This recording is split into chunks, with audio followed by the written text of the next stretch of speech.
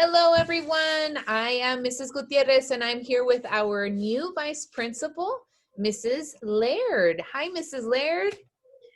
Hi, Hawks. It's great to be here today. Yes, it is. And Mrs. Laird, I hear you have a book that you would like to read to all of our Hawks and our Veranda Meadows community. I know that this month is Black History Month. And in honor of Black History Month, what book did you pick? So in honor of Black History Month, I chose Harlem's Little Blackbird. And this is a story of a real person named Florence Mills. So the story is written by Renee Watson and the pictures are by Christian Robinson. And I also wanted to show you a picture of those two people. There they are. All right. So Harlem's Little Blackbird has beautiful pictures. So I'm going to make sure to show you those pictures as I'm reading.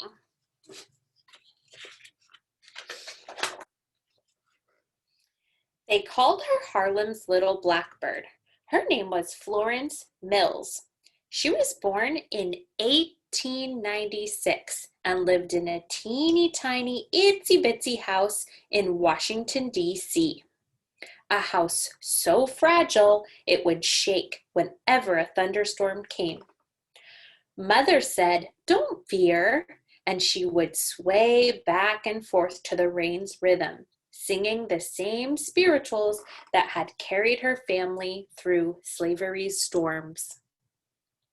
When peace, like a river, attendeth my way, when sorrows like sea billows roll, whatever my lot, thou hast taught me to say, it is well with my soul. Mother's voice wrapped Florence like a warm blanket. Florence started singing too. The louder the thunder roared, the stronger she sang. Soon the storm faded to a damp drizzle, and then the drizzle disappeared. Her voice had chased the storm away. Florence thought, if my voice is powerful enough to stop the rain, what else can it do?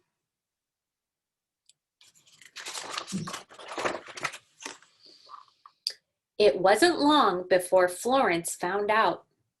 On the playground at school, she would sing and dance. Her friends would stop playing just to listen. Whenever music would play, Florence's hands got to waving, her hips got to shaking, and her feet strutted and glided across the pavement. The cakewalk is what they called it. Everyone was cakewalking, but Florence did it best. Her feet were like wings fluttering in the air. Soon Florence was cakewalking and singing in contests all over town. She won many medals.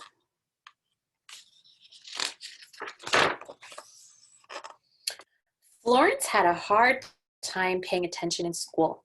Instead of listening to the teacher, she would stare out the window. The sky became her stage, and she was a star singing and dancing for the world. But wishing couldn't change the fact that she was just Florence Mills, the daughter of former slaves living in a teeny tiny itsy bitsy house.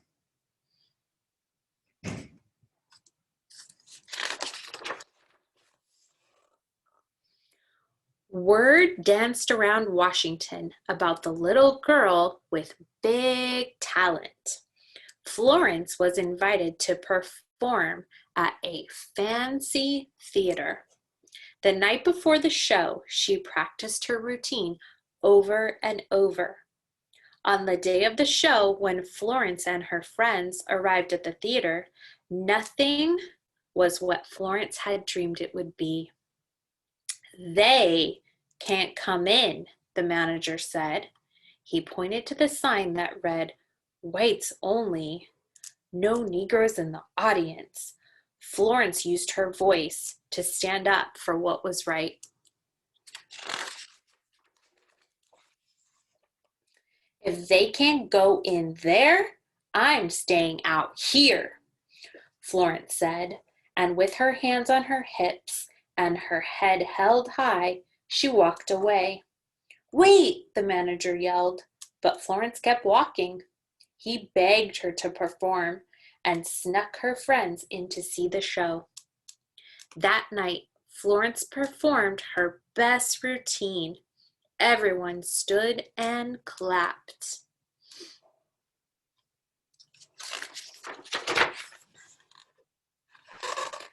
Less than 6 years later, her family moved to New York City.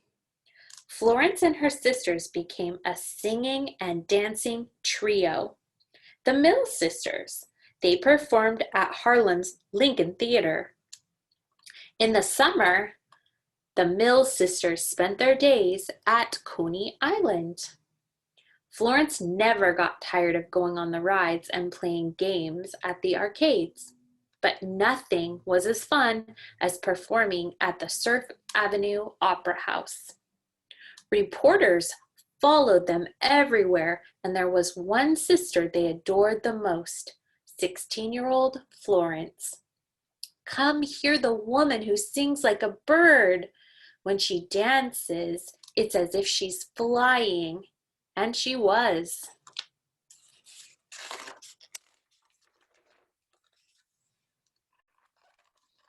She flew from stage to stage all over the country, from the East Coast to the West Coast, until she landed at New York's 63rd Street Music Hall.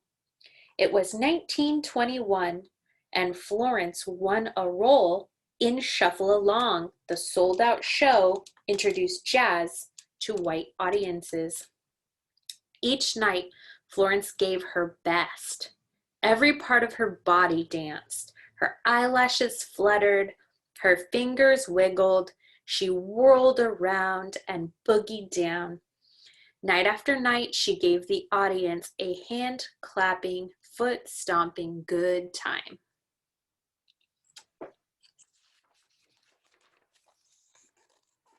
A very special thing was happening in Harlem, the Harlem Renaissance.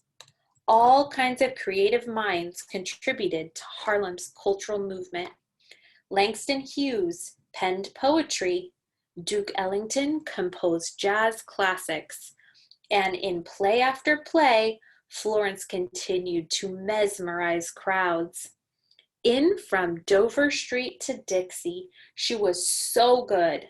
The cast was invited to London. Florence was excited to travel overseas.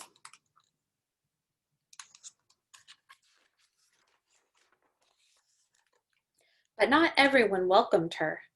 When she boarded the ship, the white passengers refused to eat in the same dining room as Florence and her troupe. When she arrived in London, many people threatened to boycott the show because they didn't want to see Black performers on the stage.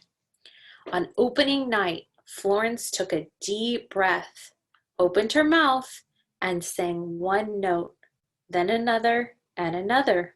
The audience was amazed.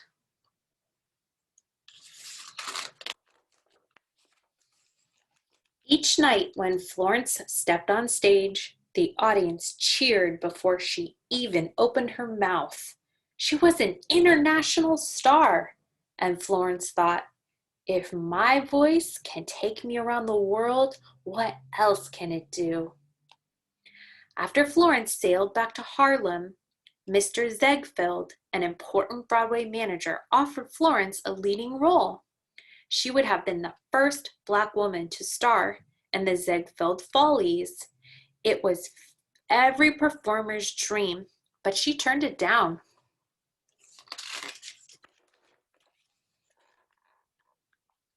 Instead, she chose to use her voice in shows that gave unknown Black singers and actors a chance to perform on stage. Florence became the leading lady in Dixie to Broadway. 100 lights shined on the marquee, flashing her name.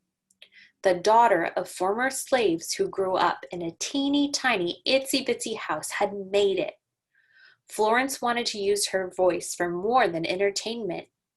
In the show Blackbirds, she sang, "I'm a little blackbird looking for a bluebird." It became her favorite song to perform, a cry for equal rights. Though I'm of a darker hue, I've a heart the same as you. For love I'm dying, my heart is crying. A wise old owl said, "Keep on trying. I'm a little blackbird looking for a bluebird too." The show was such a hit that Florence was invited to London again. This time, she was welcomed by photographers and news reporters, and she was invited to many parties.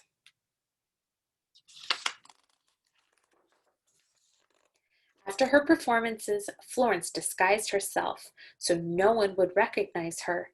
She went to hospitals to deliver flowers to patients, and she walked along the Thames River giving money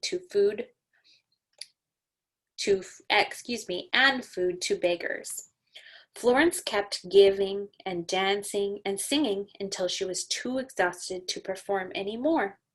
She became very ill and returned to Harlem to receive treatment from her doctor. But there was not much her doctor could do. On November 1st, 1927, Florence's song came to an end.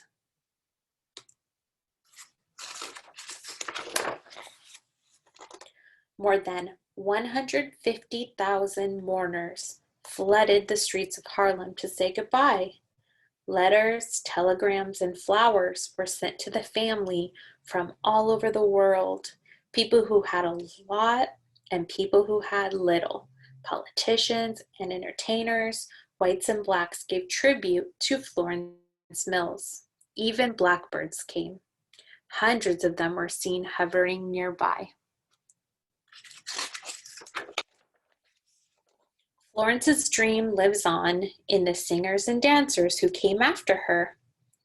It lives on in the heart of every boy and girl from the teeny tiny itsy bitsy place who dreams of doing great, big, gigantic, enormous things.